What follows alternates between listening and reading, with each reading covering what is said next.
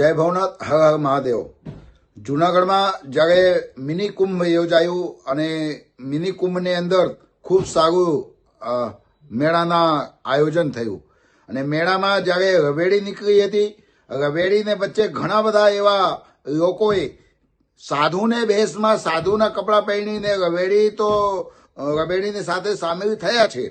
પણ જ્યારે ભવનાથ દાદાને પટાંગણમાં આવીને બાજુમાં મગગી કુંડ છે, મગગી કુંડમાં જ્યારે આ સ્નાન કર્યા પછી જે મગગી કુંડને અપવિત્ર કરવા માટેના જે પ્રયાસ કર્યા છે એ લોકો માટે કંઈક ને કંઈક તંત્રને પાસેથી વિનંતી છે કે ઉપર પગલા લ્યો. તમે સાધુના કપડાં પહેરી લેવાથી કોઈ સાધુ નથી બની જતા, સાધુને સાથે બેસવાથી કોઈ સાધુ નથી બની જતા.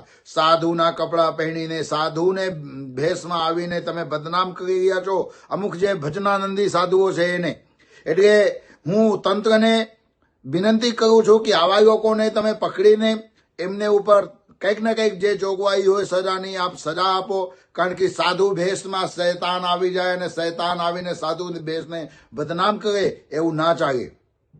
જે મેગા અધિકારી છે સાહેબશ્રીને હું ખૂબ ખૂબ સાધુવાદ આપીશ. કારણ કે સાહેબશ્રીએ સામે જ ઉભા રહ્યા હતા અને જે કોઈ સાહેબને નજરમાં પડ્યા છે સાહેબ એમને તંત્રને સાથે રાખીને એમને પકડીને બહાર કાઢવાનું કામ કર્યા છે.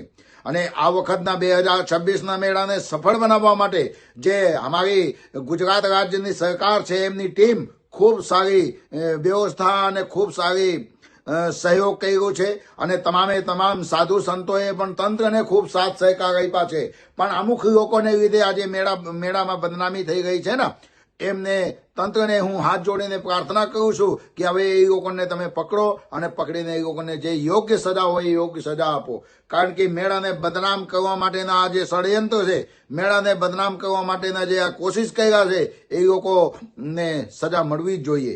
આ જે પવિત્ર મગગી કુંડ છે, પવિત્ર મગગી કુંડની અંદર અમુક લોકોએ જે સાંસારિક જીવન ભોગવે છે અને આવીને મગગી કુંડમાં સાધુ સંતોને સાથે રહીને સ્નાન કરે છે, આ ચલાવી લેવામાં નહીં આવે.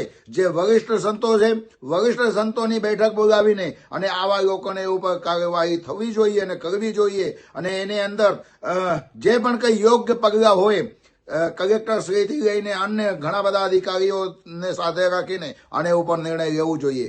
કારણ કે તાકી બીજી વખત આવી રીતના કોઈ હિંમત ન કરે. આ વારંવાર આવી રીતે સનાતન ધર્મને બદનામ કરવા માટે, સનાતન ધર્મને લાંછન લગાડવા માટે ના જે અમુક આવારા તત્વોના લોકોને સાથે પ્રયાસ થઈ રહ્યું છે ને, આ બંધ થવું જોઈએ. જય ભવનાથ, હર હર મહાદેવ.